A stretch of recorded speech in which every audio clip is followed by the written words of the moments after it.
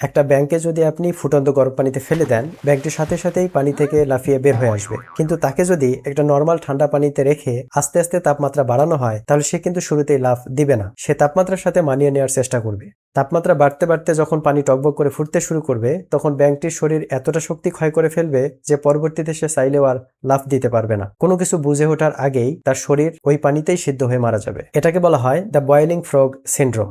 ব্যাংকটিকে আসলে গরম পানি মারেনি, তাকে মেরেছে সঠিক সময়ে সঠিক সিদ্ধান্ত না নেওয়া এবং পরিবর্তন মেনে না নেওয়ার মানসিকতা। আমরা অনেকেই আমাদের অজান্তেই ঠিক ওই ব্যাংকটির মতোই আমাদের জীবনে বেঁচে আছি। হঠাৎ আসা বড় কোনো বিপদ আমাদেরকে সতর্ক করে দেয়, কিন্তু ধীরে ধীরে আমাদের যে খারাপ অভ্যাসগুলো গড়ে ওঠে, সেগুলো কিন্তু আমাদের তিলে তিলে ধ্বংসের মুখে নিয়ে যায়। জীবনে চলতে গেলে দ্য বয়েলিং ফ্রগ সিনড্রোম কিভাবে কাজ করে চলুন দেখে নেই। কোনো রিলেশন বা বন্ধুত্ব কিন্তু একদিনেই নষ্ট হয় না। প্রথমে অবহেলা, মিথ্যা, অপমান ইত্যাদি ইত্যাদি। আমরা ভাবি ঠিক আছে মেনে নেই, কিন্তু একদিন পিছনে তাকিয়ে দেখি সবকিছু মেনে নিতে নিতে আমরা আমাদের আত্মসম্মান খুইয়ে পুরোপুরি মানসিকভাবে ভেঙে পড়েছি, ঠিক সেই ব্যাংকটির মতো। তখন লাফ দেওয়ার আর শক্তিটুকু অবশিষ্ট নেই। আর এভাবেই পরিসমাপ্তি ঘটে একটি সুন্দর সম্পর্কের। দ্বিতীয়ত, চাকরি বা কর্মস্থল। আমাদের মধ্যে অনেকের কর্মস্থলে কোনো গ্রোথ নেই, কোনো উন্নতি নেই, তবুও আমরা কমফোর্ট জোনের লোভে দিনের পর দিন সেখানে রয়ে গেছি। আর মনে মনে ভাবছি দিন তো চলছে, চলুক না। প্রতিদিন 1% করে স্কিল ঘাটতি এবং আলসেমি আমাদেরকে ব্যাকডেটেড করে ফেলছে।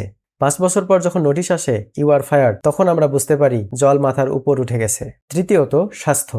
একদিনে কেউ অসুস্থ হয় না। প্রতিদিন একটুখানি ফাস্টফুড, রাত জেগে ফোন স্ক্রোল করা কিংবা ব্যায়াম না করা, এগুলো ধীরে ধীরে গরম হওয়া সেই পানির মতো।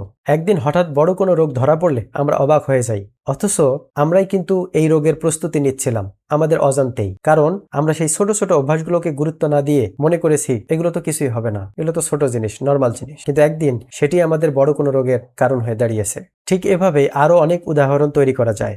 যেমন বন্ধুদের পাল্লায় পড়ে সিগারেটের একটি টান থেকে শুরু করে বড় কোনো নেশায় আসক্ত হয়ে যাওয়া, কিংবা অনলাইনের 50 টাকা জুয়া থেকে বড় বড় জুয়ায় আসক্ত হয়ে পড়া।